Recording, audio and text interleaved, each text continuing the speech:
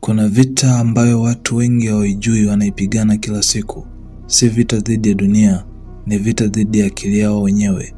Akili yako itakushawishi kwamba huna nguvu leo, kwamba unaweza kuanza kesho, kwamba unahitaji kwanza ujisikie tayari. Lakini ukweli mchungu ni huu: hisia zako hazina wajibu wa kukupeleka kwenye maisha unayotaka. Ukiishi kwa kufuata kile unachojisikia, utaanza kujenga maisha yanayoongozwa na hisia za muda mfupi. Ukitaka kulala, unalala. Ukitaka kuahirisha, unaahirisha.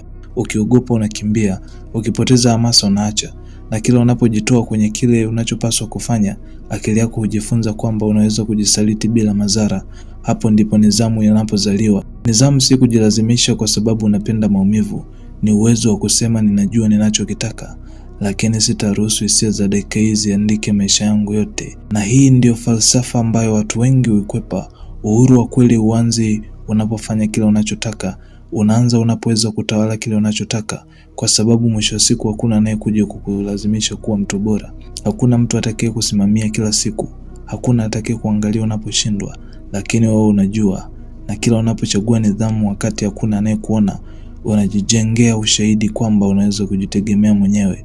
Huu ndio ushindi wa kwanza. Si kushinda dunia, ni kujishindia mwenyewe.